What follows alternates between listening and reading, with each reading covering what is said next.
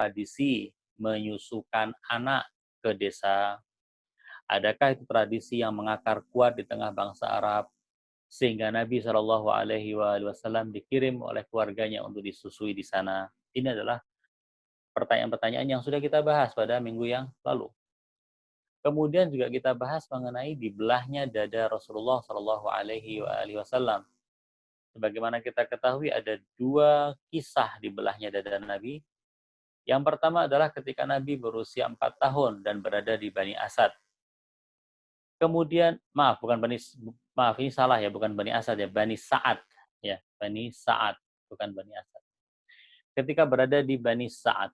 Nah, yang kedua adalah ketika Nabi akan melakukan perjalanan Isra dan Mi'raj. Dibelah dada Nabi oleh malaikat.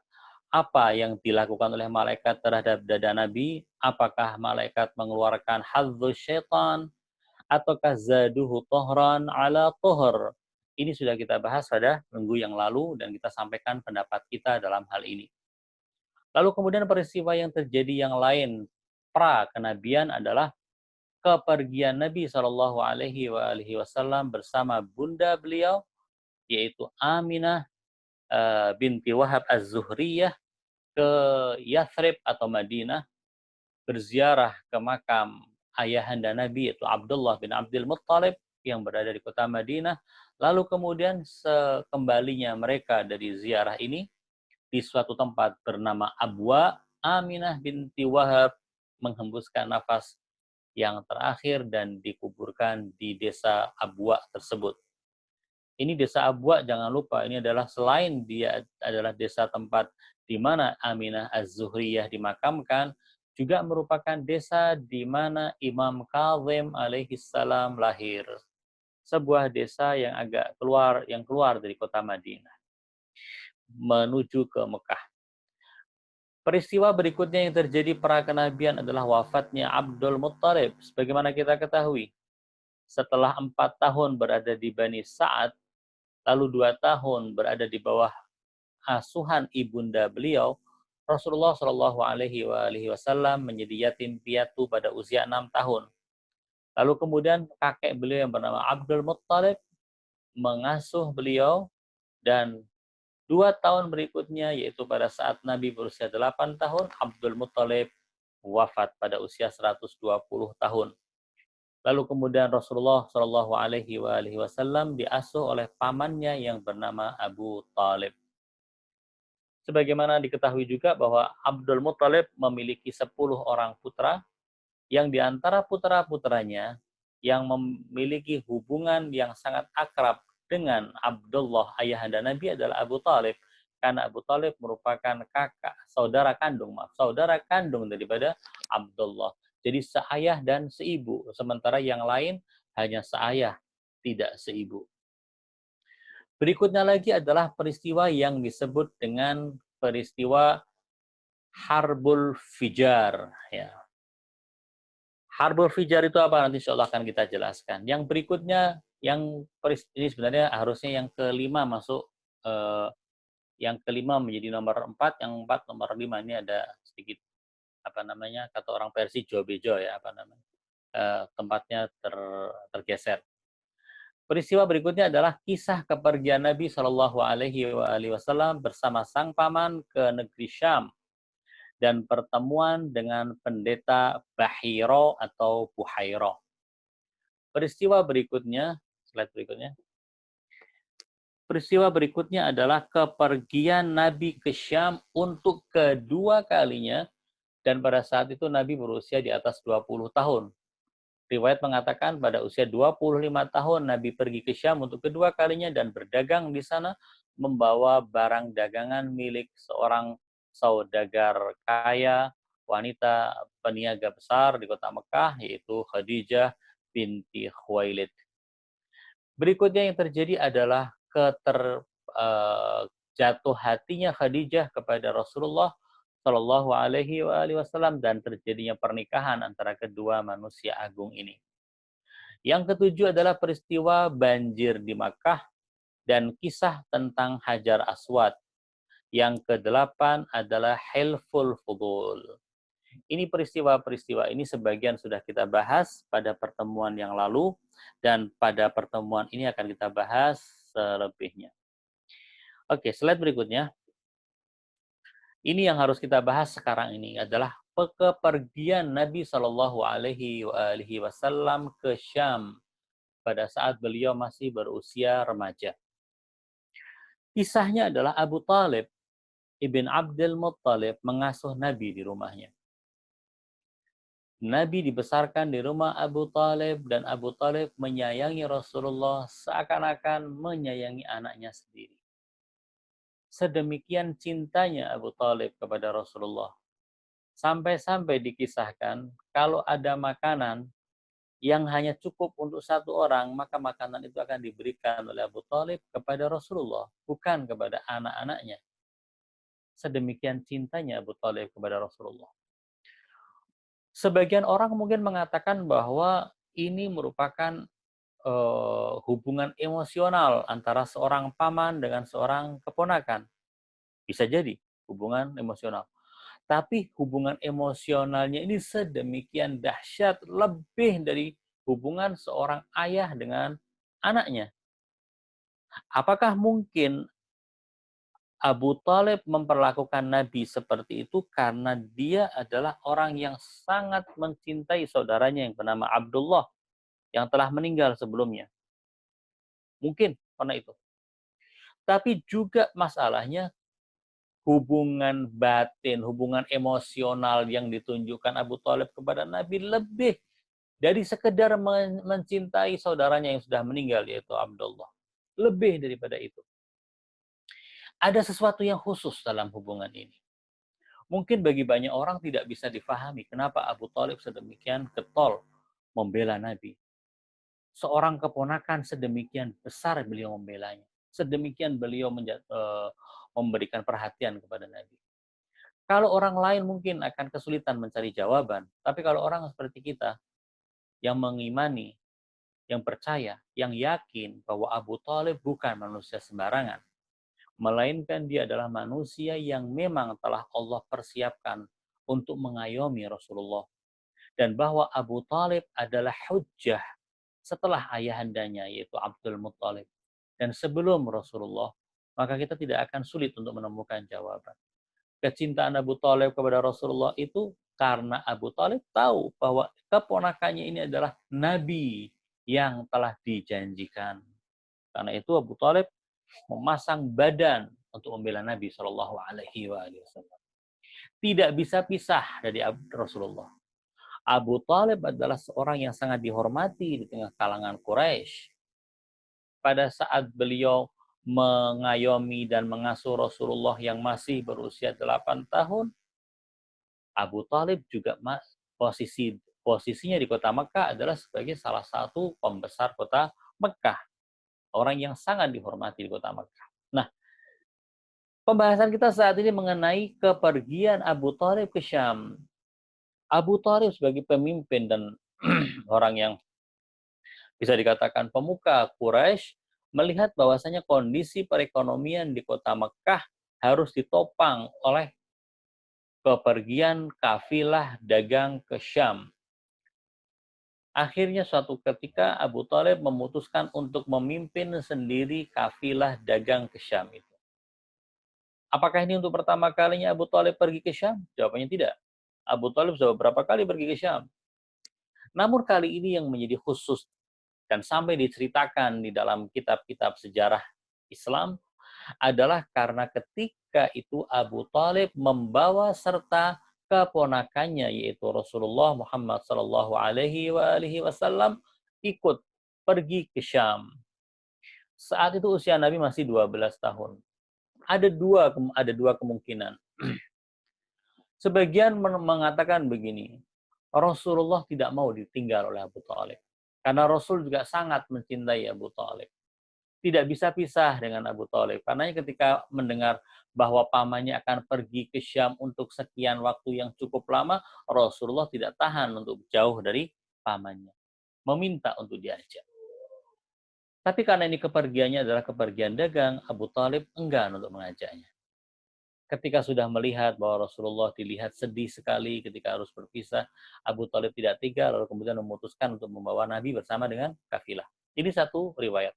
Riwayat yang lain mengatakan Abu Thalib yang tidak bisa pisah dengan keponakannya ini. Karena itu dia mengajak Nabi untuk ikut serta dalam kafilah ke Syam. Ini terjadi pada saat Nabi berusia 12 tahun. Nah, dalam perjalanan menuju ke Syam, ketika sudah keluar dari perbatasan, sudah melewati, sudah hampir masuk ke negeri Syam, ada sebuah desa, sebuah tempat yang bernama Busra. Pakainya sod ya, Busra. Di Busra ini ada sebuah pertapaan orang menyebutnya, atau orang menyebutnya gereja. Tempat tinggalnya seorang pendeta Nasrani yang dikenal dengan nama Bahiro atau Buhairo. Kalau ada yang tanya kenapa kok beda pengucapannya, ada yang mengucapkan Bahiro, ada yang mengucapkan Buhairo. Kalau kita merujuk kepada naskah-naskah yang kuno, rata-rata naskah-naskah kuno menyebut pendeta ini dengan sebutan Bahiro, bukan Buhairo. Sementara sejarawan yang belakangan lebih cenderung untuk menyebutnya dengan nama Buhairo. Pertanyaan, mengapa? Jawabannya adalah karena para sejarawan akhir-akhir ini, kontemporer atau beberapa waktu terakhir ini, mencari wazan atau mencari susunan bentuk dalam bahasa Arab yang kira-kira bisa cocok dengan nama pendeta ini. Kalau Bahiro dilihat nggak ada wazan yang cocok dengan itu. Tapi kalau Buhairo ada yang cocok, makanya mereka lebih suka menggunakan membaca Buhairo, bukan Bahiro. Tulisannya sama soalnya dalam bahasa Arab tulisannya sama. Nah, ketika sampai di tempat yang namanya Basra itu, bukan Basrah yang ada di kota yang ada di negeri Irak bukan, tapi ini Basra. Ba, Sod, Ro, dan Alif Layyinah. Sementara kota yang ada di kota Irak, Basrah, Ba, Sod, Ro, dan Ta. Ya, beda antara Basra dengan Basrah. Pendeta ini dari kejauhan melihat bahwa ini ada satu kafilah yang selalu diiringi oleh awan. Kemana kafilah ini berjalan, awan mengiringinya. Kemudian dilihat ketika rombongan ini berhenti di tak jauh dari eh, tempat tinggal Buhaira ini atau Bahira ini, si pendeta melihat bahwa ada seorang anak remaja yang tidur di bawah pohon tempat dulu Nabi Isa pernah tidur. Kemudian dia juga melihat setiap kali ini anak muda ini, anak remaja ini bersandar ke pohon, seakan-akan pohon itu membentangkan kedua tangannya ingin mendekap orang ini. Ini adalah tanda-tanda yang menurut dia bukan tanda-tanda manusia biasa. Menurut kisah, Buhaira ini adalah seorang yang yang akrab dengan kitab-kitab Yahudi.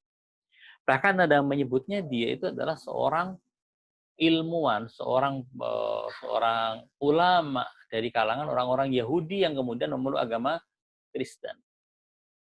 Dalam agama Kristen pun dia berbeda dengan orang-orang Kristen pada umumnya di saat itu, yang mengatakan bahwa Isa disalib, lalu kemudian mengatakan bahwa Isa adalah satu dari 3 oknum Tuhan.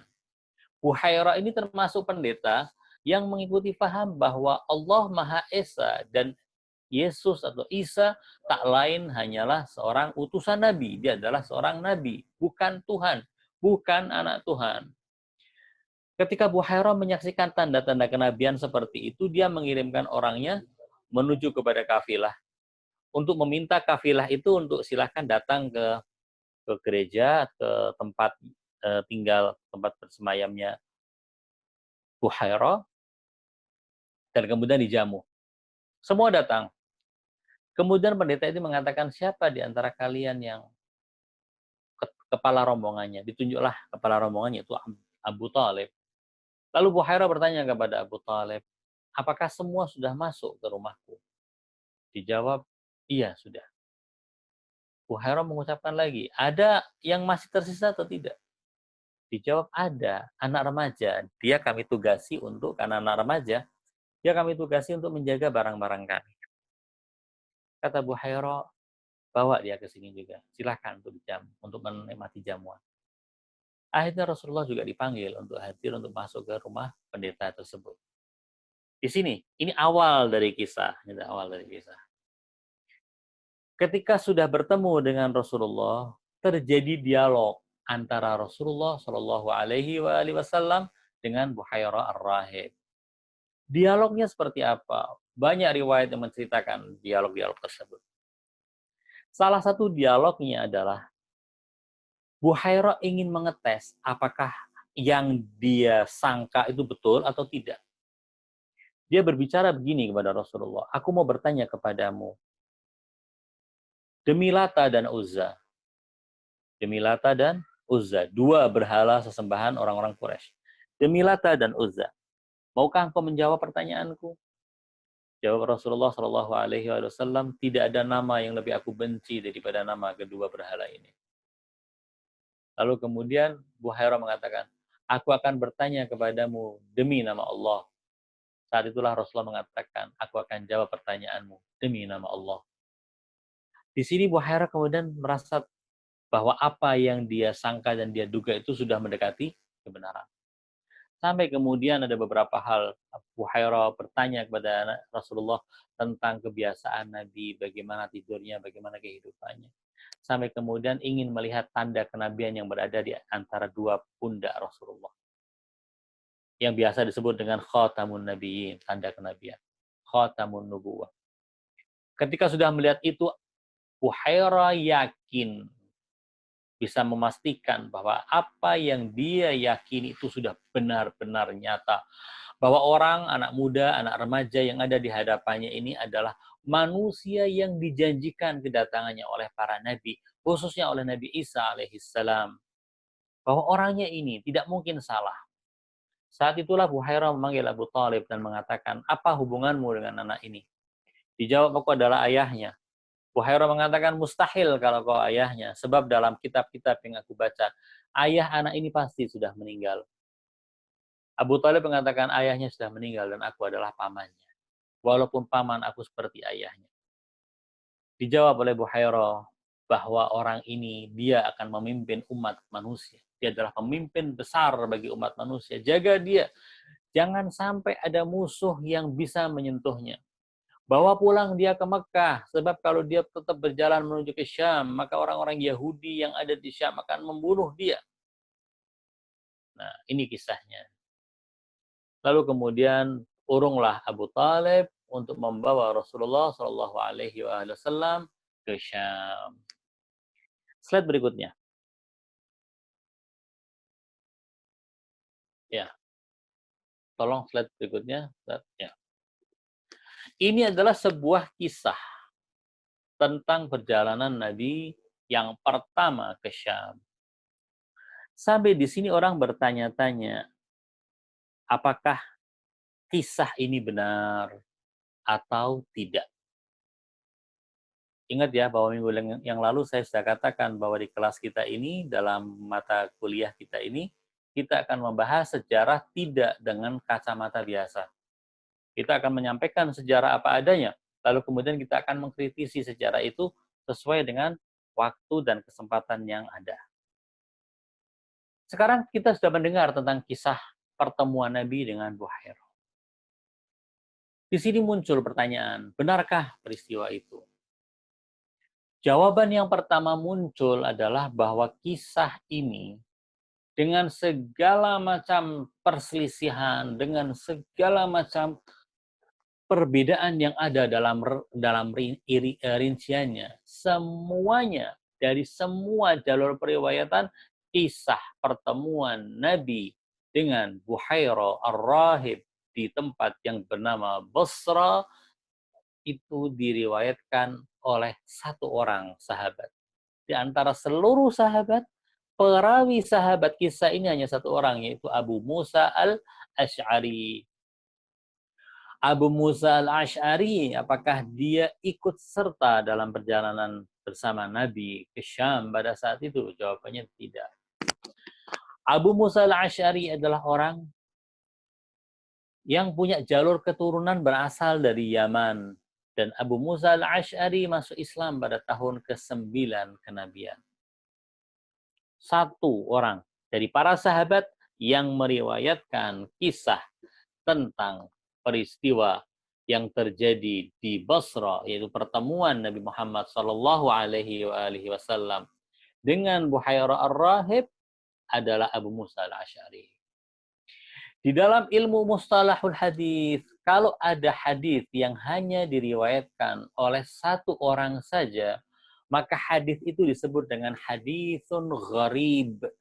Apa tuh gharib? Gharib itu asing. Ini hadis asing, ini riwayat asing karena tidak ada orang yang meriwayatkannya. Yang kedua, riwayat ini juga disebut dengan hadis ahad, yaitu hadis yang hanya diriwayatkan oleh satu atau dua orang. Kemudian para ulama ahli hadis membahas apakah hadis ahad dan hadis gharib itu bisa dipertanggungjawabkan? Jawabannya tidak. Hadis yang bisa dipertanggungjawabkan pasti benar adalah hadis mutawatir. Yang selain mutawatir tidak ada jaminan. Tetapi jika hadis itu sahih, walaupun dia berasal dari perawi yang tidak banyak, maka bisa diterima. Tentunya ada beberapa kriterianya ya. Saya tidak akan masuk kepada pembahasan itu. Tapi yang jelas yang ingin saya sampaikan, riwayat ini adalah riwayat gharib dan ahad. Riwayat yang jarang ada yang membahasnya. Ini yang pertama. Kritikan yang kedua adalah, bukan kritikan, pertanyaan dulu lah, kita studi ya. Apakah Abu Thalib kembali ke Mekah dan tidak melanjutkan perjalanannya ke Syam? Ini pertanyaan. Sudah mendengar kok ceritanya dari Buhairah Ar-Rahib. Apakah tetap berjalan ataukah tidak? Mungkinkah peringatan Buhairah itu tidak dilaksanakan? Tidak dihiraukan oleh Nabi, tidak diindahkan. Kau ngomong apa terserah. Yang jelas aku mau pergi ke Syam. Aku mau pergi ke Syam membawa anak atau keponakanku. Engkau mau setuju atau tidak itu terserah engkau. Engkau mau mengatakan ini orang yang besar itu terserah dirimu. Ini calon Nabi itu terserah dirimu. Apakah Abu Thalib bersikap seperti itu? Tidak ada satupun riwayat yang menyebutkan bahwa Abu Thalib bersikap tak acuh, bersikap cuek, bersikap tidak peduli dengan peringatan Buhairah. Tidak ada yang mengatakan seperti itu. Memang bahwa Abu Thalib kemudian melanjutkan perjalanan ke Syam, ada riwayat yang semacam itu. Tetapi meskipun Abu Thalib pergi ke Syam, melanjutkan perjalanannya ke Syam, tetapi dia tidak membiarkan Muhammad Sallallahu Alaihi Wasallam ikut bersama dia pergi ke kota Syam, pergi ke negeri Syam. Tidak diizinkan. Kenapa? Karena peringatan Buhairah sang pendeta ini harus diindahkan. Dia tahu kondisi, harus diindahkan. Artinya apa mengindahkannya? Mengindahkannya adalah Muhammad harus dijaga, jangan dibawa ke Syam, karena di Syam banyak orang Yahudi yang akan membunuh Nabi Muhammad. Pertanyaan mungkin begini, orang Yahudi kok di Syam? Jawabannya ya, orang Yahudi banyak sekali yang tinggal di Syam dan mereka menantikan karena Syam tidak bisa lepas dari penubuat Nabi Muhammad Sallallahu Alaihi Wasallam. Karena itu pendeta ini mengatakan jangan bawa Muhammad ke Syam, takutnya kalau ada orang-orang Yahudi yang akan membunuh dia. Buhairah Ar-Rahib mengatakan semacam ini karena dia tahu adatnya orang Yahudi adalah mereka suka membunuh para nabi. Ya, di antaranya adalah firman Allah, Fabima firman Allah mengatakan tentang orang-orang Yahudi bahwa kalian itu kalau seandainya mengaku sebagai anak-anaknya Allah, falima taqtuluna anbiya Allah, kenapa kalian membunuh nabi-nabinya Allah, utusannya Allah. Ini orang-orang Yahudi ini sudah dikenal dengan orang yang mudah untuk membunuh seorang nabi. Darah seorang nabi itu tidak terlalu penting bagi mereka. Karena itulah sangat mungkin Abu Thalib mengindahkan peringatan Buhairah Ar-Rahib dan tidak melanjutkan perjalanan ke negeri Syam. Atau jika beliau melanjutkan perjalanan ke negeri Syam, beliau mengirim Muhammad keponakannya kembali ke kota Mekah. Apakah sendirian? Tidak. Bersama dengan orang-orang yang menyertai Muhammad untuk bisa sampai ke kota Mekah dengan selamat. Pertanyaan, siapakah orang yang ditugaskan oleh Abu Thalib jika versi ini benar? Jika versi ini benar. Siapakah orang yang ditugaskan oleh Abu Thalib untuk mengiringi Rasulullah Muhammad SAW kembali ke kota Mekah? Siapa orangnya? Ada riwayat yang mengatakan bahwa orang itu adalah Abu Bakar dan Bilal. Bilal bin Rabah, budak yang dari Habasyah. Pertanyaan, betul ataukah tidak? Nampaknya kalau kita mengatakan bahwa Abu Bakar adalah orang yang ditugaskan oleh Abu Thalib untuk membawa Rasulullah kembali ke kota Mekah bersama dengan Bilal, ini adalah isapan jempol. Tidak benar. Sebab Abu Bakar itu usianya 2 tahun lebih muda dari Nabi Muhammad. Jika Nabi Muhammad pada kisah ini masih berusia 12 tahun, berdasarkan masyhur Abu Bakar lebih muda 2 tahun dari Nabi, berarti Abu Bakar pada saat peristiwa ini terjadi masih berumur 10 tahun. Mungkinkah Rasulullah akan menyerahkan keamanan dan keselamatan, jaminan keselamatan keponakannya yang berusia 12 tahun kepada seorang anak yang usianya 10 tahun? Dikatakan ada Bilal. Jawabannya Bilal juga lebih muda dari Rasulullah. Nah, mungkinkah Rasulullah keselamatannya dari tempat yang bernama Bosra dikembalikan ke kota Mekah ditemani oleh anak-anak kecil saja? Abu Bakar umur 10 tahun dan Bilal lebih kecil daripada usia itu. Mungkinkah? Ini masalahnya. Apalagi jika ada embel-embel. Ini yang harus kita perhatikan. Ada embel-embel yang mengatakan bahwa Buhaira Ar-Rahib pada saat itu sudah menubuatkan Muhammad ini kelak nanti kalau sudah dewasa dia akan menjadi nabi, akan berkuasa, kekuasaannya ada di mana-mana dan pengganti dia adalah Abu Bakar. Karena apa? Abu Bakar ini salah satu hal orang yang mengatakan bahwa Abu Bakar adalah yang mengiringi Rasulullah, membawa Rasulullah kembali ke kota Makkah, menggunakan riwayat ini dengan mengatakan ini loh salah satu bukti bahwa Abu Bakar adalah khalifah yang sah setelah Rasulullah Shallallahu Alaihi Wasallam. Jelas ya? Slide berikutnya.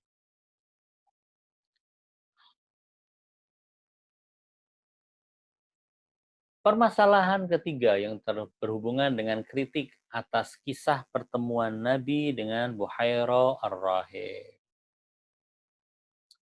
Peristiwa ini tidak ada catatannya dalam Al-Quran. Al-Quran sama sekali tidak menyinggung sedikit pun masalah yang besar seperti ini. Tidak ada. Bahwa Nabi itu ummi, Quran ada singgungannya. Bahwa Nabi itu berada di kota Mekah ada singgungannya. Bahwa Nabi Shallallahu Alaihi Wasallam itu punya kebiasaan sebelum kenabian itu adalah dengan berkhalwat. Al-Quran ada singgungannya. Setidaknya adalah kisah tentang Rasulullah sujud pada Allah Subhanahu wa taala.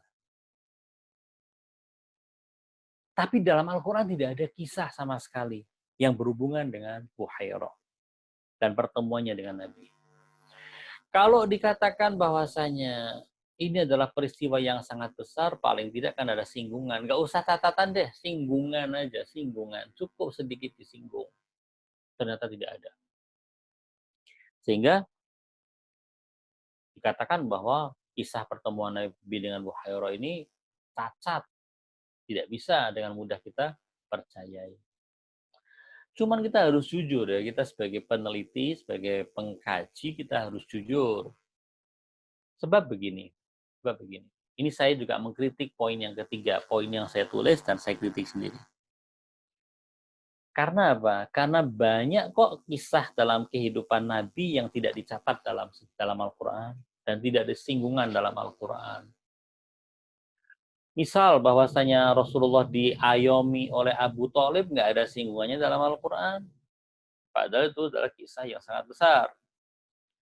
Misalnya juga ketika Rasulullah mengatakan, jika matahari diletakkan di tangan kananku, bulan di tangan kiriku, supaya aku meninggalkan ajaran ini, meninggalkan tabligh ini tidak akan aku lakukan. Adakah ayatnya? Adakah singgungannya dalam Al-Quran? Nggak ada. Jadi, tidak adanya singgungan di dalam Al-Quran tentang satu fase atau satu tahap kehidupan Nabi Shallallahu Alaihi Wasallam tidak menjadi dalil atau alasan bahwa kisah itu tidak benar. Contoh lagi misalnya seperti eh, peristiwa bahwa Nabi Shallallahu Alaihi Wasallam misalnya terlibat dalam sebuah perjanjian namanya Hilful Fudul yang Nabi sangat membanggakan Hilful Fudul ini. Pertanyaannya, apakah perjanjian Hilful Fudul disinggung dalam Al-Quran? Nabi Muhammad Shallallahu Alaihi Wasallam disusui oleh Halimah Sa'diyah di Bani Sa'ad. Apakah ini juga ada dalam Al-Quran singgungannya atau catatannya? Jawabnya tidak. Artinya kritikan nomor 3 ini sebenarnya kritikan yang tidak, yang masih bisa dikritik lagi. Yang keempat, adanya riwayat yang menyebutkan bahwa pertemuan itu terjadi ketika Nabi pergi ke Syam di usia 25 tahun membawa dagangan Khadijah. Tadi di list peristiwa-peristiwa setelah saya sebutkan bahwa Rasulullah Shallallahu Alaihi Wasallam pada usia 25 tahun membawa dagangan Khadijah ke negeri Syam untuk diperdagangkan. Di saat itulah terjadi pertemuan antara Rasulullah Shallallahu Alaihi Wasallam dengan Buhairah Ar-Rahib.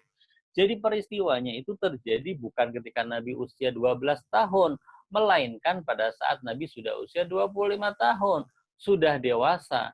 Dan pada saat itu Nabi tidak sendirian. Nabi ditemani seorang bernama Maisarah, orang kepercayaannya Khadijah. Jadi Nabi bertemu dengan Buhairah itu bukan pada saat beliau masih kecil, tapi pada saat beliau sudah dewasa. Nah, tapi jujur saja, poin yang keempat pun sebenarnya poin yang lemah kalau kita mau mengkritik kisah pertemuan Nabi dengan Buhairah Ar-Rahib menggunakan poin yang keempat. Kenapa? Karena bisa jadi pertemuan itu terjadinya 2 kali. Pertama ketika Nabi berusia 12 tahun dan yang kedua ketika Nabi berusia 25 tahun. Jadi terjadi pengulangan peristiwa itu 13 tahun kemudian. Apakah ini mustahil? Jawabannya tidak. Karena itu kalau kita mau mengkritisi peristiwa pertemuan Nabi dengan Buhairah menggunakan poin yang keempat, ini juga poin yang keempat tidak bisa dipertahankan. Poin yang kelima. Poin yang kelima yang merupakan menurut kita berat untuk menerimanya adalah karena Buhairah itu tidak jelas siapa orangnya. Sebagian mengatakan Buhairah itu adalah namanya, sebagian mengatakan Buhairah itu adalah gelar, bukan nama. Loh, soal nama saja sudah dipersengketakan. Lalu bagaimana dengan orangnya itu sendiri? Tidak ada catatan yang bisa dipertanggungjawabkan yang menceritakan siapa Buhairah. Yang ada adalah catatan bahwa Buhairah merupakan orang yang suci. Bahkan ada ungkapan yang mengatakan ada 3 orang yang suci. Yang pertama adalah Buhairah Ar-Rahib. Yang kedua adalah salah seorang orang yang di satu suku dengan Buhairah. Dan yang ketiga adalah yang dinantikan. Siapa yang dinantikan? Dia adalah Muhammad yang ditunggu-tunggu itu. Sedemikian agungnya Buhairah. Lebih dari itu, ternyata di dalam riwayat-riwayat kita, riwayat-riwayat kaum muslimin, ada hal-hal yang menarik yang dinisbatkan juga kepada Buhairah. Contoh. Di dalam surat Al-Maidah, Allah Subhanahu wa taala ketika menceritakan tentang orang-orang Nasrani, ahlul kitab yang beragama Kristen, yang mana mereka punya hati yang lembut, wala tajidanna aqrabahum mawaddatan lilladzina amanu alladzina qalu inna nasara. Dzalika bi anna minhum qissisina wa ruhbanan wa annahum la yastakbirun. Wa idza sami'u ma unzila ila ar-rasul tara a'yunahum tafidhu minad dam mimma 'arafu minal haqq. Orang-orang, kalau orang-orang Yahudi disebut orang yang paling jauh dan paling memendam kebencian kepada orang-orang mukmin, sebaliknya orang-orang Kristen, orang-orang Nasrani adalah kelompok yang memiliki rasa emosi yang dekat, emosional yang dekat, kasih sayang yang dekat dengan orang-orang yang beriman. Mengapa? Karena di tengah orang-orang Nasrani ini adalah ada pendeta-pendeta, pastor-pastor yang mana hati mereka sedemikian lembut. Ketika mereka berhadapan dengan kebenaran, mereka akan tunduk di hadapan kebenaran. Wa annahum la yastakbirun. Kalau mendengar ayat-ayat suci dibacakan, mereka akan menangis karena tahu kebenaran yang dibawa oleh ayat-ayat tersebut. Riwayat-riwayat kita mengatakan, ada sebagian riwayat kita mengatakan bahwa termasuk di antara pendeta-pendeta itu yang dipuji oleh Al-Quran, khususnya dalam surat Al-Ma'idah tadi, adalah Buhaira Ar-Rahib. Ini Mas. Ya, Buhaira sedemikian diagungkan, sedemikian dipuji. Yang menjadi permasalahan adalah, untuk apa sih sebenarnya? Kalau tadi kita katakan, Mas, kalau tadi kita katakan ketika membahas mengenai siapa yang diperintahkan atau yang diamanati oleh Abu Thalib untuk mengantar Rasulullah kembali ke kota Mekah, yaitu Abu Bakar. Lalu kita mengatakan bahwa ini digunakan oleh kelompok pendukung Abu Bakar untuk mengklaim bahwa peristiwa ini menunjukkan haknya Abu Bakar atas khilafah setelah Nabi. Pertanyaannya, kira-kira apa sih yang dimaksudkan oleh orang-orang ini yang menonjolkan tentang Buhaira ini? Begini, ikhwan akhwat sekalian. Rasulullah Shallallahu Alaihi Wasallam lahir dan besar di wilayah Jazirah Arab. Sebagaimana kita ketahui bahwa Jazirah Arab dikenal sebagai tempat tinggalnya kaum yang disebut dengan kaum yang ummi. Kaum yang tidak bisa membaca dan tidak bisa menulis. Kaum ummi. Nah, kenapa Rasulullah bisa menceritakan tentang banyak hal? Tentang kisah umat-umat yang terdahulu. Kisah para nabi yang terdahulu. Membicarakan tentang konsep ketuhanan yang sedemikian dahsyat. Padahal kaumnya dikenal sebagai kaum jahiliyah. Lalu mereka kemudian mengambil kesimpulan bahwa pertemuan Nabi dengan pendeta Buhairah lah penyebab semuanya. Setelah bertemu dengan pendeta Buhairah, Nabi di situ mendapatkan banyak ilmu dari Buhairah. Yang kemudian hal itu menjadi cikal bakal dorongan pada diri sang Muhammad untuk kemudian menonjolkan dirinya dan mengenalkan dirinya kepada umum sebagai utusan Tuhan. Dan lalu kemudian mengeluarkan kitab yang disebut dengan Al-Quran. Al-Quran itu tidak lain adalah buatan Muhammad sendiri. Isinya yang ada di dalam kitab Al-Quran itu tidak lain adalah apa yang telah diajarkan Buhairah kepada Nabi Muhammad. Ini klaim mereka. Menyakitkan, terus terang saja sebagai seorang muslim ketika mendengar klaim semacam itu, sakit hati kita ini. Nabi dikatakan seperti itu, sakit. Ini adalah ulah orang-orang orientalis. Ulah orang, kalau di zaman ini adalah ulah orang-orang orientalis. Tapi di zaman dahulu, ulah siapa? Ulah orang-orang yang memang ingin mengesankan kepada umum bahwa yang disampaikan oleh Muhammad itu bukan wahyu. Dia adalah omongan manusia. Kelompok inilah yang berusaha untuk menafikan kenabian Rasulullah Shallallahu Alaihi Wasallam dengan cara kisah ini. Jadi ketika kisah ini disampaikan, tujuannya adalah untuk menafikan kenabian Rasulullah. Bahwa yang dibawa oleh Nabi tidak lain adalah copy paste dari apa yang ada pada agama-agama terdahulu. agama Kristen dan agama Yahudi. Kok bisanya Nabi mendapatkan ilmu dan pengetahuan itu? Karena bertemu dengan Buhairah. Ini loh permasalahannya. Nah, ini kita sudah melihat kritikan-kritikan. Dan masih banyak lagi sebenarnya kritikan-kritikannya. Tapi yang saya sebutkan adalah beberapa kritikan umum dan penting saja. Slide berikutnya.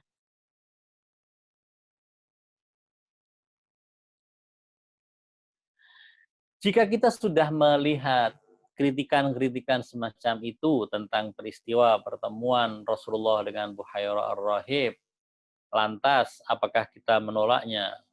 Bentar dulu dong. Menolak sebuah kisah itu, apalagi kisahnya sudah sedemikian masyhur, tidak seperti membolak-balikkan tangan. Harus ada referensi yang kuat yang menolak dan menafikan apa yang sudah ada. Misalnya kalau kita mengatakan begini, pernah saya sampaikan mungkin di forum yang kemarin saya juga pernah menyampaikan bahwa ibunda Sayyidina Imam Zainal Abidin menurut riwayat yang masyhur adalah Syahrbanu.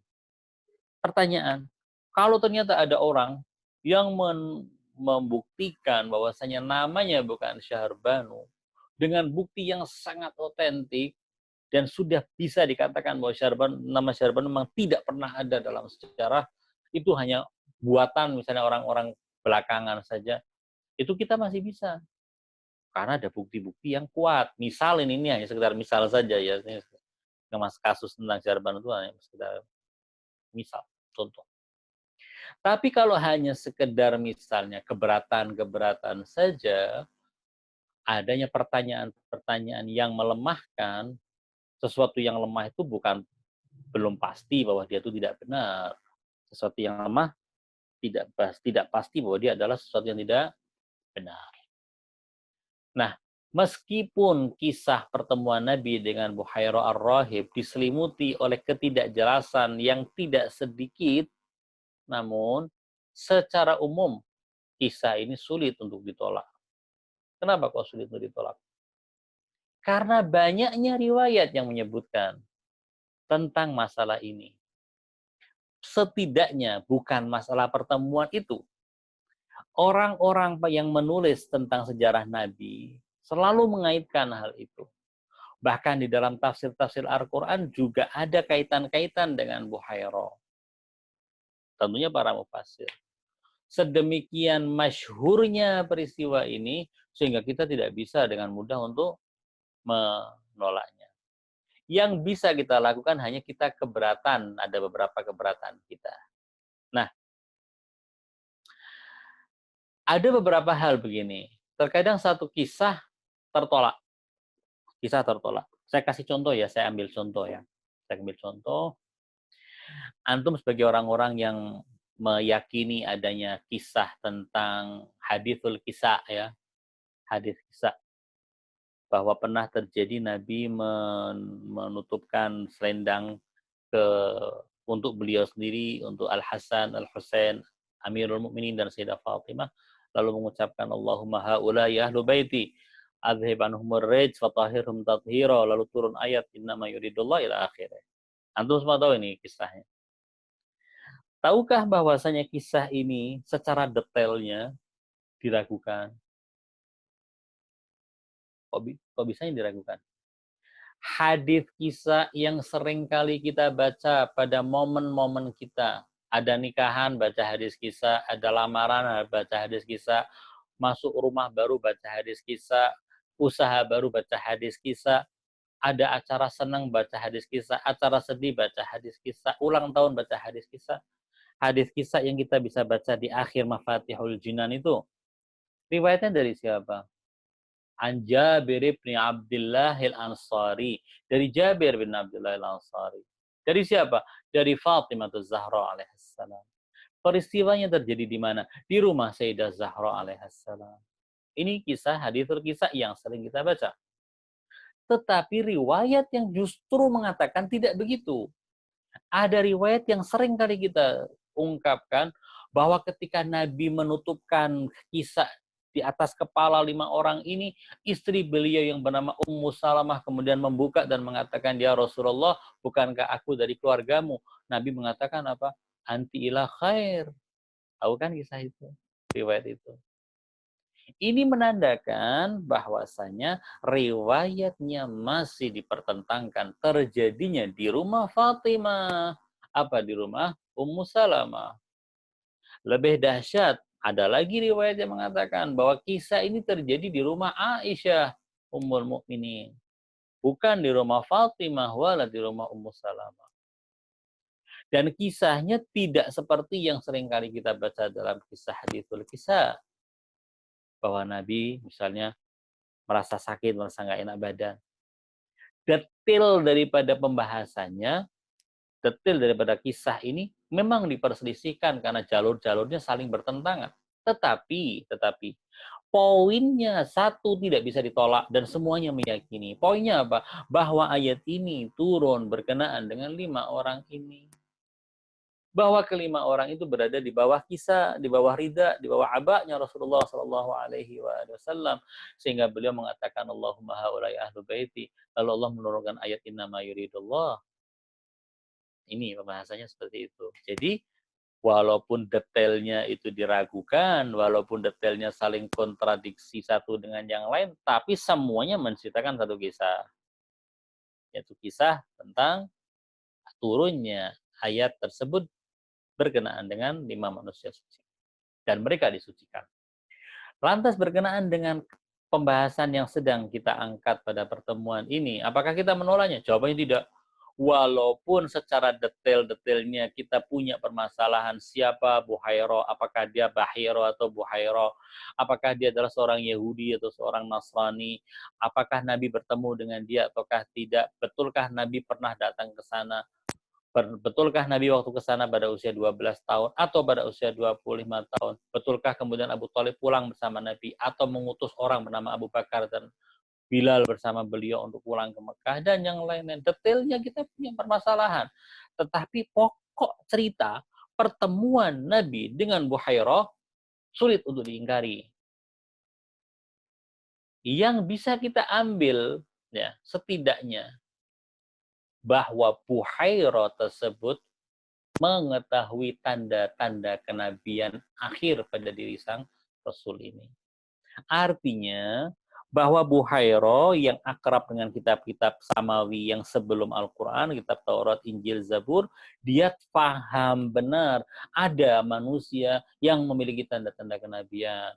Mungkinkah itu terjadi? Mungkin. Al-Quran juga mengatakan seperti itu. Ya'rifunahu kama ya'rifuna abna'ahum.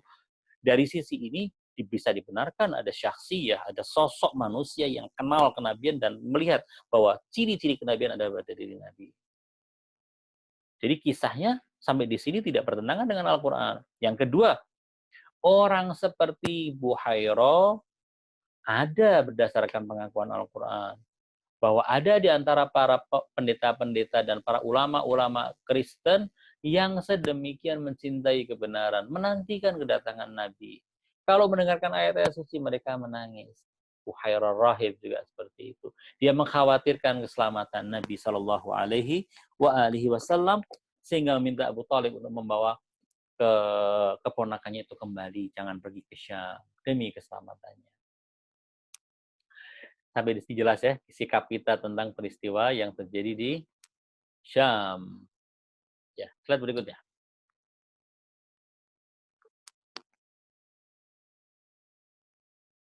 Ya. Slide berikutnya berkenaan dengan perang Fijar atau perang Fujar atau perang Fijar. Tergantung orang membacanya seperti apa. Tapi sebelum masuk ke sana, kalau ada yang mau ditanyakan, silakan ditanyakan dulu, kita diskusi. Ya, silakan kalau yang ada pertanyaan. Bisa angkat tangan atau langsung di chat room.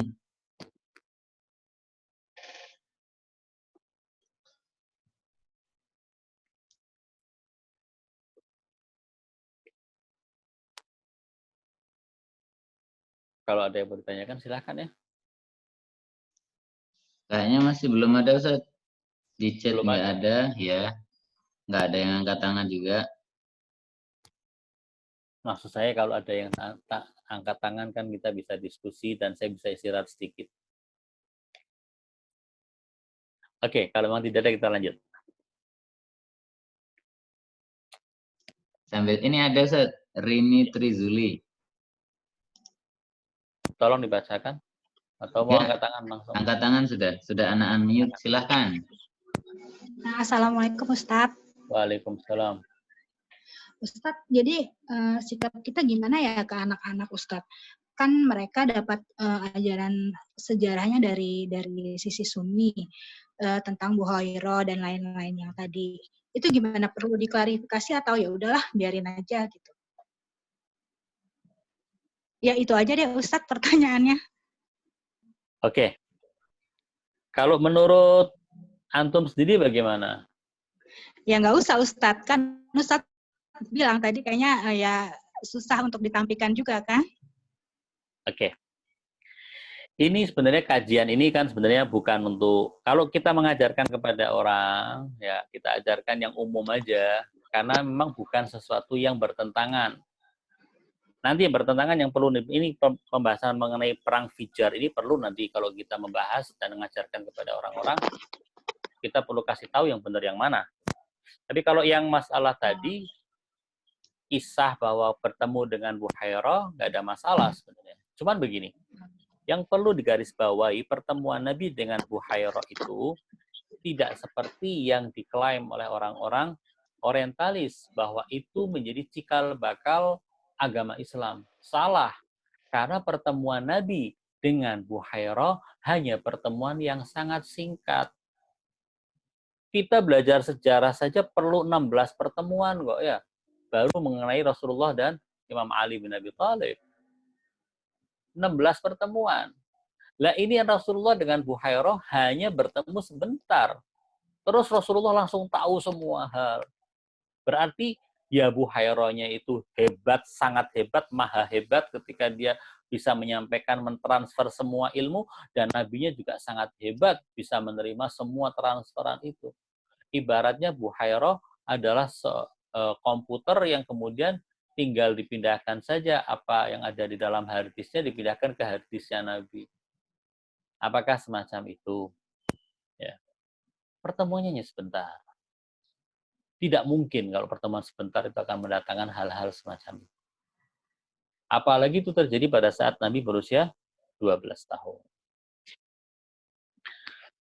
Tadi ada pertanyaan tertulis ya. Tolong dibacakan, Ustaz. Oke. Bismillahirrahmanirrahim. Dari Mbak Herlina Sigit. Mengenai hadis kisah, apakah tidak mungkin bila beliau menampilkan riwayat kisah di beberapa tempat? Ya di rumah Sayyidah Zahra, ya juga di Ummu Salamah. Mungkin kayak gitu, Ustaz. Iya. Jadi dilakukan beberapa kali. Gitu. Misalnya seperti Nabi mengucapkan kepada Imam Ali bin Abi Thalib, ya Ali, anta minni bimanzilati Haruna min Musa illa annahu la nabiyya ba'di. Ini istilahnya satu hadis. Insyaallah kalau ada kesempatan saya ingin membahas, kalau di Majlis Taklim Al-Huda pernah saya bahas secara panjang lebar ini kisah tentang apa namanya hadis Nabi Antamini manzilati Harun. Itu ada 6 atau 7 kali kesempatan Nabi menyampaikan hal ini. Tetapi permasalahannya, ini bukan sebuah sandiwara atau peristiwa Nabi mengucapkan sesuatu. Tapi ini adalah turunnya ayat Al-Quran, berkenaan dengan turunnya ayat Al-Quran. Masa Allah Subhanahu wa taala menurunkan ayat berkali-kali? Innama yuridullah diturunkan berkali-kali. Satu kali di rumah Fatimah alaihissalam, satu lagi di rumah Ummu Salamah radhiyallahu alaiha, satu lagi di rumah Aisyah, satu lagi di rumah Hafsah, satu lagi di rumah Maria Qibtiyah. Apakah mungkin hal itu terjadi? Apakah mustahil? Tidak mustahil. Tapi ya Allah, kalau seandainya dikatakan bahwa kita, misalnya sekarang ini sedang berbicara di room ini, di saat yang sama, saya juga misalnya sedang baca atau sedang apa, bisa jadi, tapi sangat sulit. Tengah-tengah saya ngomong, terus mata saya tertuju pada tulisan dan saya bisa memahami tulisan. Mustahilnya sih tidak, tapi sangat kecil kemungkinannya. Jadi singkatnya ya, Bu Herlina, bahwa tidak benar kalau seandainya terjadi beberapa kali. Memang ada ayat Al-Quran turun berapa kali? Surat Al-Fatihah turun 2 kali. Satu kali di Mekah, satu kali di Madinah. Tapi hanya 2 kali, bukan berkali-kali. Ya. Ini adalah lagi pertanyaan yang kedua. Siapa ini? Ini nggak bertanya, Ustaz. Cuma bilang sangat menarik dan belum bisa bertanya, hanya sempat menyimak saja. Oke. Nah, Masih mengenai apa namanya tadi? perang Fijar. Bukan, masih tentang pertemuan itu ya. Nah, yang ingin saya garis bawahi, yang bukan saya garis bawahi, yang ingin saya tekankan dalam masalah peristiwa pertemuan Nabi dengan Buhair ar-Rahib, ini sebuah peristiwa pertemuan yang tidak berpengaruh sama sekali pada risalah Rasulullah. Jangan sampai hal ini kemudian kita besar-besarkan sehingga kesannya adalah bahwa ilmu yang dimiliki oleh Rasulullah, bahwa ajaran yang ada pada agama Islam ini berasal dari Buhairah ar-Rahib. Jangan sampai ya. Nah, ini ada pertanyaan ini. Kayaknya pertanyaannya serius ini. Ada nomor satunya sih. 1. Tujuan sejarah Nabi dirusak dan begitu populer barangkali untuk menjauhkan umat dari keutamaan nubuwah dan imamah. 2. Keselamatan Nabi bahkan sampai para imam semuanya terancam. Masya Allah, ini hikmahnya apa ya? Pak Allah kesannya tidak meneguhkannya. Begini, bahwa disimpangkan sejarah Nabi disimpangkan, sejarah a'imah itu disimpangkan. Memang kalau kita mau bicara husnudzon, kadang bukan disimpangkan. Kadang memang riwayatnya sedemikian sedikit gitu loh. Yang sampai ke kita tidak apa ya? Tidak otentik. Orang kalau berbicara, misalnya ada 10 orang berjejer gitu, kemudian berbicara 1, kedua, ketiga, keempat, sampai yang ke-10 itu sudah berbeda kata-katanya. Memindahkan, mentransfer sebuah informasi itu akan sangat mungkin ada perbedaannya. Bagaimana dengan sebuah peristiwa yang terjadi 14 abad yang silam? Itu kan juga mungkin ada sumber yang punya permasalahan. Tetapi ada pula tidak dinafikan adanya kemungkinan niat untuk merusak dan menjauhkan umat dari apa yang tadi disebut nubuwah dan imam. Ada memang seperti itu. Contohnya menyimpangkan sejarah tentang Imam Ali adalah tujuannya untuk menjatuhkan Imam Ali. Menyimpangkan sejarah tentang kafirnya Abu Thalib adalah demi untuk mengurangi kedudukan Ali bin Abi Thalib yang terhormat karena ayahnya kafir misalnya seperti itu. Sementara yang kedua, pertanyaan kedua, keselamatan Nabi bahkan para imam terancam. Hikmahnya apa? Hikmahnya sebenarnya begini, tidak perlu kita bicara hikmahnya ya. Karena yang namanya kebatilan pasti akan memusuhi kebenaran. Apapun juga yang bisa dilakukan oleh kebatilan adalah berusaha supaya kebenaran itu tidak bisa ada, tidak bisa eksis. Sehingga ketika kebatilan melihat ada nabi akan dibunuh, lihat ada imam akan dibunuh. Sehingga Allah Subhanahu wa taala pasti akan menciptakan sebuah kondisi-kondisi di mana Allah sendirilah yang akan menjaga Nabi dan orang-orang suci yang dikirimkan kepada umat ini. Walaupun terkadang hikmah atau kehendak Allah Subhanahu wa taala adalah pada terbunuhnya imam atau terbunuhnya seorang nabi. Tapi pada dasarnya semua itu adalah demi kebaikan manusia. Jika Allah Subhanahu wa taala membiarkan dalam tanda kutip ya, membiarkan orang-orang membunuh seorang nabi misalnya seperti yang terjadi tadi di kalangan Bani Israel, itu adalah dalam upaya Allah Subhanahu wa taala menyadarkan supaya manusia itu menjadi manusia bukan dengan paksaan tetapi dengan ikhtiar dan pilihannya sendiri. Oke, kita melangkah kepada pembahasan berikutnya. Waktu sudah cukup nggak bisa keluar ya. Oke. Pembahasan berikutnya adalah tentang Harbul Fijar atau Perang Fijar. Sejarah menyebutkan bahwa Perang Fijar ini adalah perangnya suku Quraisy yang terjadi bukan sekali, tapi beberapa kali. Yang terkenal adalah Perang Fijar adalah perang antara Quraisy dan sekutunya Bani Kinanah. Bani Kinanah ini punya perjanjian persekutuan dengan Quraisy, atau kalau dalam bahasa kita, bahasa zaman ini fakta pertahanan, kesepakatan untuk saling mempertahankan, membela. antara Quraisy dengan Kinanah. Nah, Kinanah ini punya problem dengan Bani Qais dan suku Hawazin. Punya problem mereka. Akhirnya terjadi peperangan. Peperangannya itu dimulai dan dipicu oleh suatu kasus pembunuhan. Ada seorang dari Hawazin yang dibunuh oleh orang Bani Kinanah. Dari suku Hawazin, dibunuh. Makanya mereka meminta kisos atau meminta tebusan darah. Terjadilah penentangan dari pihak Kinanah. Akhirnya Kinanah melapor ke Quraisy, mereka kemudian menyiapkan pasukan dan terjadilah peperangan yang dahsyat antara Bani Kinanah bersama dengan Quraisy di satu sisi melawan Bani Qais dan suku Hawazin di sisi yang lain. Pertanyaan, kenapa kok disebut dengan perang ini disebut dengan Harbul Fijar? Fijar itu kan dari kata-kata fajar, fajarah, fujur, ya kan? Fujar, itu kan dari kata-kata itu. Artinya yang bertentangan, yang melanggar. Fujur itu sesuatu yang tidak baik, yang bertentangan dengan norma, bertentangan dengan etika, bertentangan dengan tradisi yang baik. Itu namanya fujur. Perbuatan misalnya naudzubillah min dzalik, zina itu disebut dengan fujur. Nah, kenapa kok perang ini disebut dengan perang fijar atau perang fujar? Disebut seperti ini karena perang ini terjadi pada bulan-bulan haram. Sebagaimana kita ketahui ada 4 bulan haram, yaitu bulan Dzulhijjah, bulan Rajab, bulan Rajab, kemudian bulan Dzulqa'dah, Dzulhijjah, dan Muharram. 4 bulan haram. 4 bulan haram ini disebutkan dalam Al-Quran penjelasannya.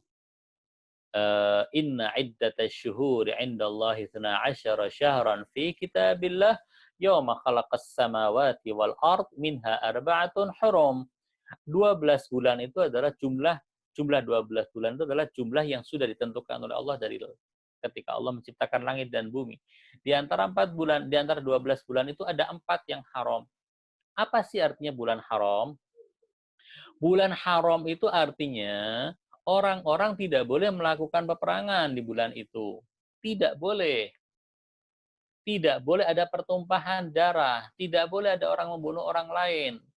Jika di bulan yang lain orang membunuh orang tanpa tanpa hak, harus membayar diah sebanyak 100 ekor unta, maka di bulan haram jumlahnya 2 kali lipat menjadi 200 ekor unta.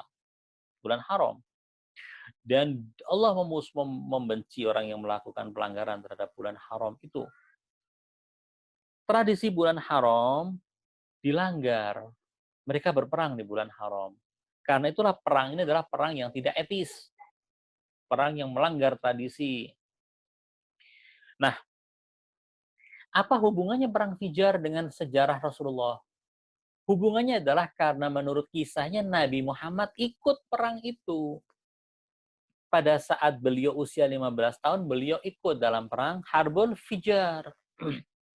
Dalam riwayat yang disebutkan, Rasulullah mengatakan bahwa pada saat itu aku membantu paman-pamanku dengan menyediakan anak-anak panah. Jadi kalau ada dari musuh anak panah nyampe ke tempatnya orang Quraisy, kemudian Rasulullah memunguti anak panah itu diberikan kepada paman-pamannya untuk ditembakkan ke arah musuh.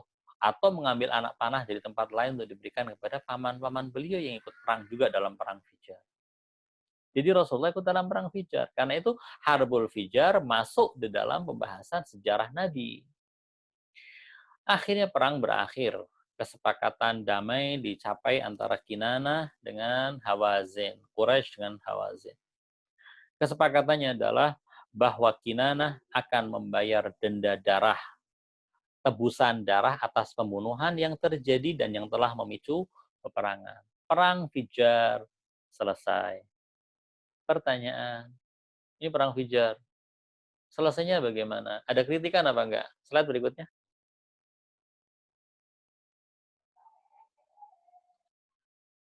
Ya, ini kritikan kita terhadap perang Fijar. Pertama, tidak ada riwayat yang valid dan bisa dipertanggungjawabkan yang menyebutkan keikutsertaan Nabi pada perang ini.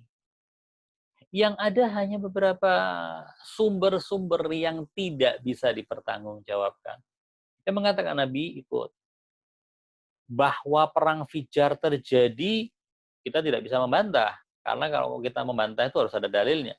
Yang kita permasalahkan adalah bahwa Nabi ikut terlibat dalam perang ini. Yang kemudian pertanyaan berikutnya, emang nggak boleh Nabi terlibat? Kan tidak masalah. Nabi itu kan juga manusia. Beliau itu kan istilahnya seorang laki-laki, harus tampil sebagai orang laki-laki dan harus ditempa oleh peristiwa. Salah satu peristiwa yang menempa orang menjadi seorang yang jantan dan gentleman itu adalah ketika ada peperangan. Ini kisah-kisah zaman dulu. Harus ikut terlibat dalam peperangan. Nah, saya seringkali melihat buku-buku sejarah yang menceritakan tentang Harbul Fijar dengan gegap gempita dan menyebutkan peran Nabi dalam perang Fijar itu ingin mengesankan bahwa Nabi itu kalau seandainya dikenal sebagai seorang ahli strategi dalam perang Uhud, dalam perang Badar, dalam perang Ahzab, ketahuilah Nabi ini sebenarnya adalah orang yang telah dicetak dalam sebuah kondisi perang. Jadi peperangan setelah Nabi hijrah ke kota Madinah itu bukan peperangan pertama. Nabi itu punya pengalaman perang. Di mana? Di perang Fijar itu. Jadi bukan orang baru. Jadi salah orang yang mengatakan bahwa peperangan Nabi kalah perang di Uhud itu karena memang Nabi tidak punya strategi yang jitu. Enggak, Nabi itu adalah orang yang pernah hidup di medan perang. Ini yang mereka angkat. Tetapi permasalahannya, apakah harus dengan cara seperti itu? Apakah harus dengan cara seperti itu? Bukankah Ali bin Abi Thalib adalah seorang jawara yang tidak pernah kalah dalam perang? Tapi apakah beliau ikut dalam perang Fijar? Jawabannya tidak, belum lahir saat itu. Jadi upaya untuk mengherokan Nabi, membesarkan Nabi dengan menyebutkan keterlibatan Nabi dalam perang Fijar justru menodai Nabi. Karena mustahil Nabi itu melakukan kesalahan dan dosa. Poin yang kedua, Nabi itu mustahil melakukan kesalahan dan dosa. Jika Nabi itu mustahil melakukan dosa dan melakukan kesalahan, ini keyakinan kita kaum muslimin, khususnya kaum muslimin Syiah, yang mengatakan Nabi tidak mungkin melakukan dosa dan kesalahan. Pertanyaannya, mungkinkah orang yang tidak mungkin melakukan kesalahan ikut serta dalam menodai kesucian bulan haram? Mungkinkah? Melakukan sesuatu yang fujur, melanggar tradisi, melanggar adat yang dijunjung tinggi. Mungkin orang akan mengatakan begini, bulan haram itu memang harus dihormati, tapi dalam syariat Nabi Muhammad, itu kan zaman jahiliyah. Belum ada itu namanya kesucian bulan haram. Itu orang mungkin akan menjawab seperti itu.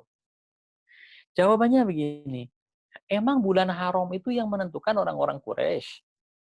Emang bulan haram itu yang menentukan orang-orang Arab? Sangat mungkin bahwa ada orang-orang Arab meyakini 4 bulan haram itu, sangat mungkin bahwa itu adalah sisa dari syariatnya Nabi Ibrahim alaihissalam yang masih ada di tengah-tengah mereka. Nabi Ibrahim itu punya syariat yang ditegakkan di tengah bangsa Arab. Tetapi kemudian dengan berlalunya zaman, bergeserlah ajaran Nabi Muhammad, muncul ajaran berhala.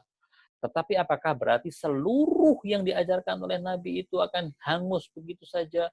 Jawabannya tidak. Masih ada yang tersisa dari ajaran-ajaran Nabi Ibrahim. Di antaranya haji. Haji masih tersisa. Orang-orang Arab masih melaksanakan ibadah haji, masih melaksanakan tawaf, masih melaksanakan wukuf, masih melaksanakan umroh. Ini mereka lakukan adalah sebagai upaya mendekatkan diri kepada Tuhan. Artinya, dari mana mereka bisa mendapatkan aturan tentang haji, tentang umrah, dan yang lainnya? Ya dari warisan syariat Nabi Ibrahim itu. Sangat mungkin bahwa diharamkannya 4 bulan itu untuk berperang adalah merupakan peninggalan dari syariat Nabi Ibrahim yang masih dijaga oleh mereka. Nah, Karena itu ketika syariat Nabi Muhammad datang, syariat Nabi Muhammad mengukuhkan, kita kukuhkan tuh 4 bulan itu. Sebagai bulan yang harus dihormati, bulan haram. Jadi kalau Nabi Muhammad tidak mungkin melakukan dosa dan kesalahan, sangat tidak mungkin beliau akan terlibat dalam harbul fijar. Apalagi kisah harbul fijar itu yang salah siapa? Yang salah itu orang Bani Kinanah, sekutunya Quraisy yang salah. Loh kok Nabi Muhammad membela pihak yang salah dalam perang itu? Harusnya Nabi membela pihak yang mazlum, bukan pihak yang zalim. Ada satu kisah tentang Harbul Fijar. Harbul Fijar itu kejadiannya begini. Ada seorang perempuan sedang sedang berada di pasar, lalu kemudian orang perempuan itu dijailin, pakaiannya diikat di satu tempat sampai kemudian terbuka auratnya. Disitulah kemudian terjadi protes dari pihak orang-orang yang berasal dari Hawazin. Lalu kemudian terjadilah itu pembunuhan yang dilakukan oleh orang Bani Kinanah terhadap orang Bani Hawazin itu. Ala kulalin ada satu kisah yang jelas terjadi pembunuhan yang dilakukan oleh pihak Kinanah terhadap pihak Hawazin. Lalu Nabi kok bisanya ikut perang membela yang pihak yang salah. Kritik yang terakhir adalah kesimpang siuran tentang kapan peristiwa ini terjadi dan usia Nabi pada saat itu berapa. Ada yang mengatakan usia Nabi pada saat itu 10 tahun, ada yang mengatakan usia 15 tahun, ada yang mengatakan 20 tahun, ada yang mengatakan 25 tahun. Tapi ala kulli hal, Nabi pada saat itu masih sangat muda. Mungkin riwayat yang paling atau kisah sumber yang paling banyak menyebutkan pada saat terjadinya peristiwa itu Nabi berusia 15 tahun. Ini pembahasan mengenai harbul fijar. Inti daripada pembahasan ini adalah kita tidak bisa menerima keikutsertaan Nabi dalam perang fijar. Berbeda dengan kisah tadi, pertemuan Nabi dengan Buhairah Rahib, yang secara umum kita bisa menerima. Kalau dalam perang fijar, seandainya perang fijar terjadi, nggak ada hubungan dengan kita. Yang ada hubungan, kita nafikan keterlibatan Nabi dalam perang tersebut. Silahkan kalau ada yang mau ditanyakan.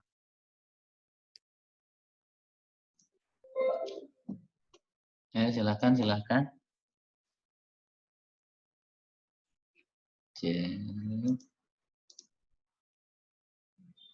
Masih belum ada pertanyaan masuk, Ustaz? Oke. Kalau belum ada pertanyaan yang masuk, saya lanjutkan kepada pembahasan berikutnya. Ya, slide berikutnya. Slide habis, Ustaz. Ya, terima kasih. Ya. Sebenarnya masih ada satu peristiwa lagi yang ingin saya sampaikan, tapi tidak keburu.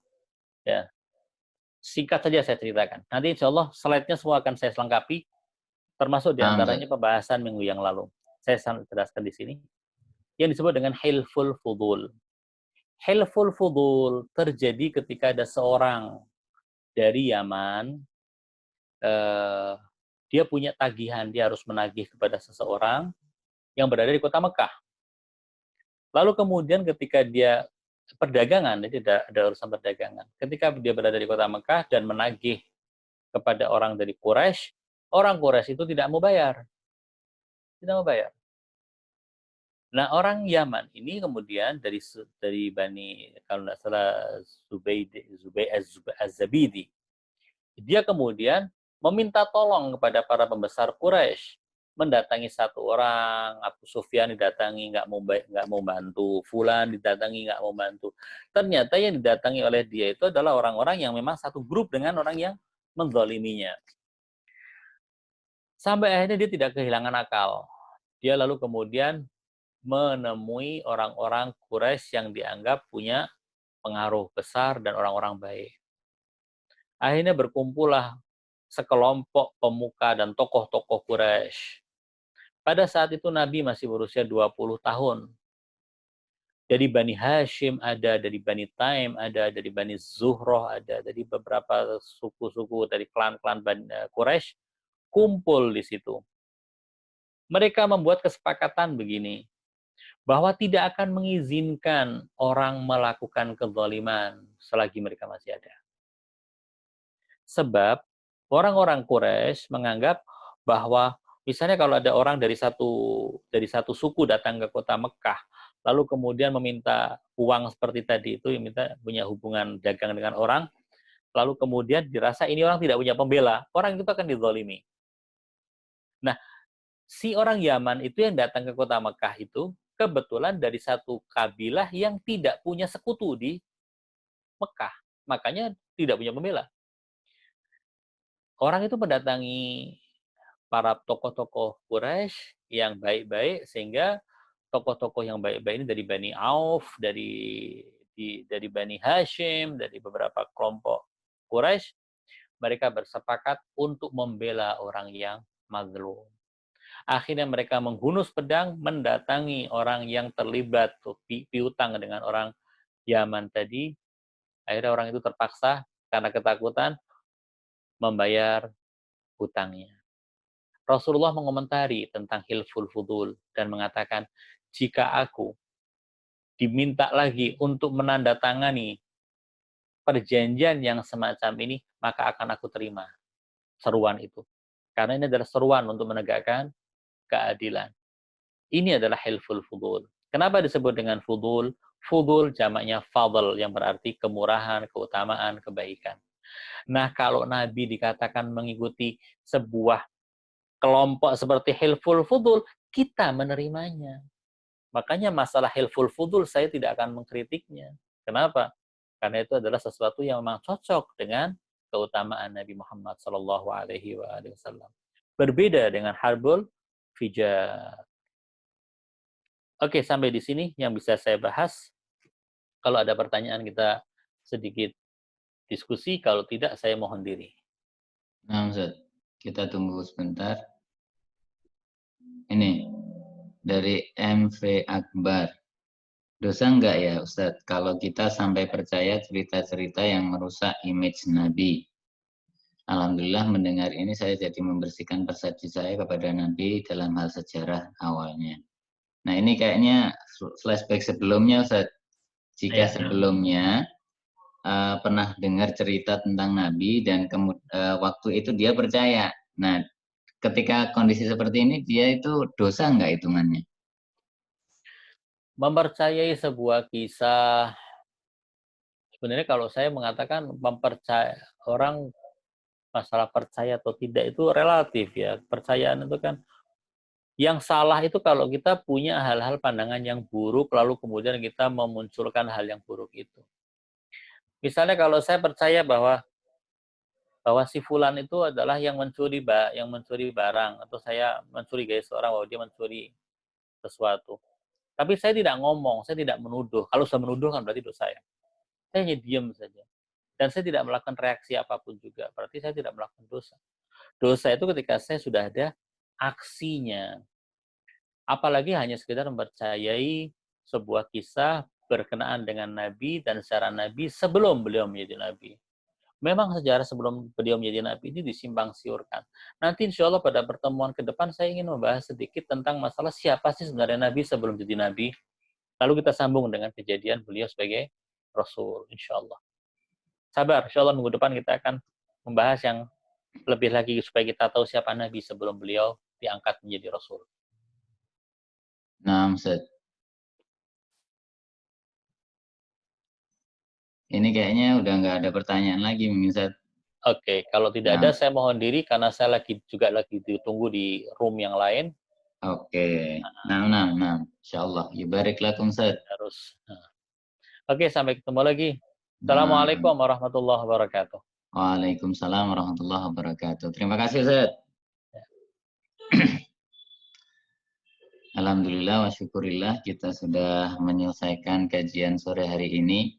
Dan insya Allah besok kita juga akan punya kajian lagi.